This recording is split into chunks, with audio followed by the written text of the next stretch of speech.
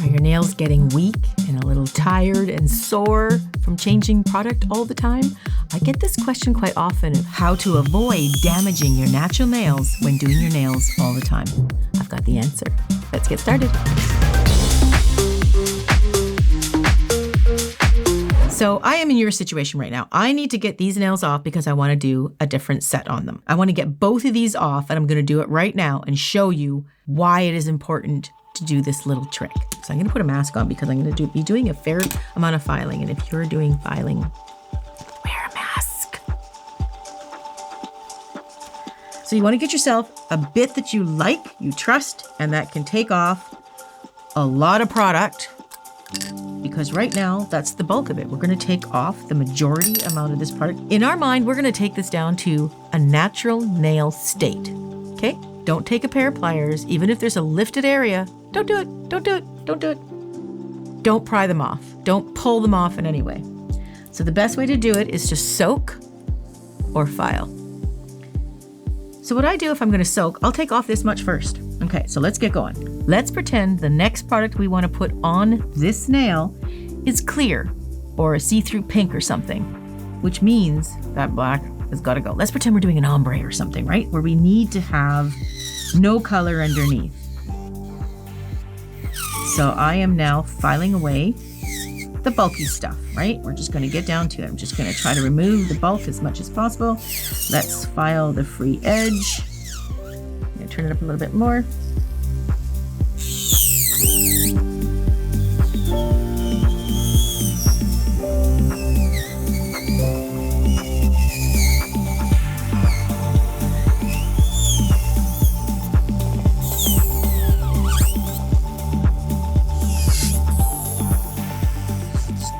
Okay, so we just taken that nail right down.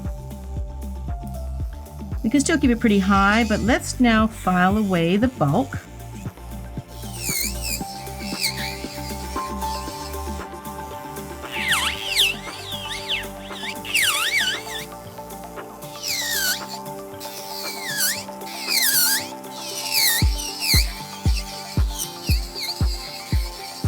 I should clarify, this is black acrylic. Not like it's a gel polish. This is actually built the nail with black acrylic.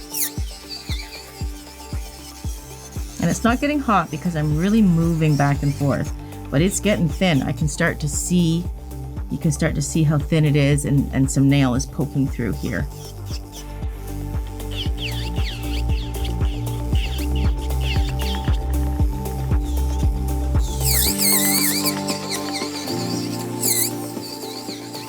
Ooh, okay, we're getting down to it.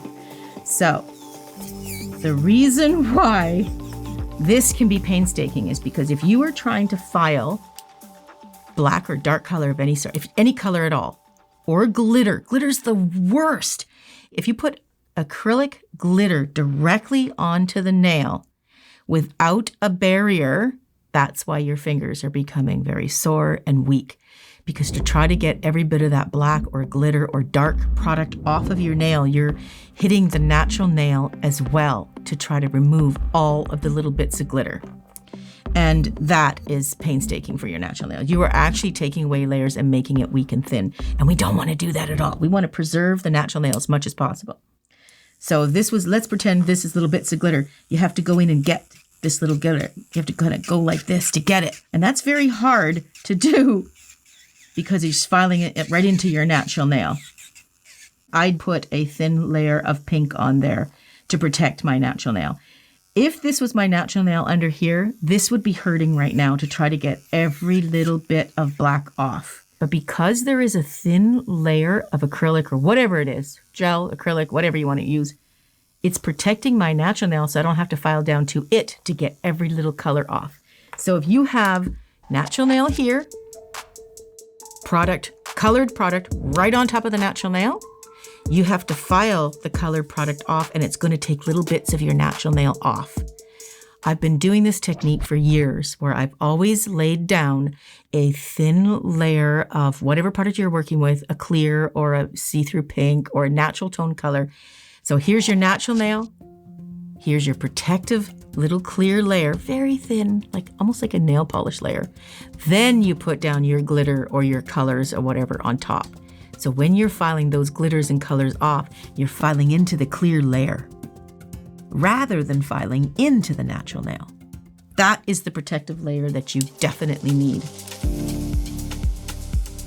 And that's what I have here. If I did not have this protective layer, I would not be comfortable. And as a nail technician, I'd be like sweating it every time I go in here and try to take them. The client's gonna be pulling away, and it's very, very uncomfortable. I learned early on in my career, if we're going to change colors and stuff, I've got to put a protective layer down between. So look how much I'm able to take off that black painlessly. The closer you get to the natural nail, the more heat the e-file can generate. So you want to do quick movements.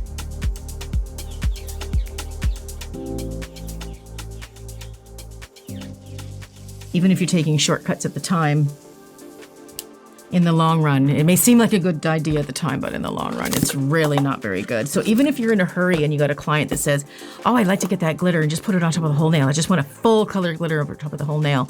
And if it's acrylic and you're putting it right on or hard gel or anything, you don't have time even to do that. And you don't want to put the thin layer underneath. But next time, if you don't, you're going to regret it. So put it down. I'm glad I did, actually. Okay, so now I'm just filing it up on the free edge here to make it look as natural as possible. Now, another thing you can do is file it down like that quite a bit, and to save yourself the last few steps of that painstaking trying to get it all off, once you've buffed it up and stuff, you can soak it in acetone to try to get those last little bits off. Now, of course, it's going to add time to your service, or if you're doing it yourself, just count that time, but it's just got to be, the product's got to be buffed before you soak it in acetone. But if you do that, soak it till it completely comes off, those last little bits of color or little bits of glitter. So before you lay down any colored acrylic on there, take the time, you'll be so happy that you did, to take the time to put a thin layer of whatever product you're working with. Make it the skin tone color, even clear is fine, but put a very thin layer to protect that natural nail. I change my nails. How often do my nails here, Cameraman? Well, we do a video once a week. At least once a week. Yeah. Usually twice, though. Yeah, because I have also TikTok and Instagram that I'm working with as well. So I'm doing my nails there sometimes too. So I'm changing them out quite a bit. Also, I'm testing designs and colors and stuff. So I will change them out quite a bit. So sometimes 2 or 3 times a week, I'll be taking off whatever I have. And some people will say to me, why do your nails look like they're in such good shape? Well, because they are. Because I rarely ever touch the natural nail unless I'm doing a natural nail video. So that's how I'm able to do my nails. Well, I've been doing nails for 35 years and YouTube videos for 7 now, I think. Mm-hmm. So I have been changing these things out for at least 7 years, 2 or 3 times a week. And my natural nail is never compromised or never sore. Okay, so that's looking pretty, I'm just going to put a little oil in there. It's looking pretty natural. So to recap, if you are going to apply any darker color, any glitter, do not apply it directly to the natural nail, ever. There's no reason for it.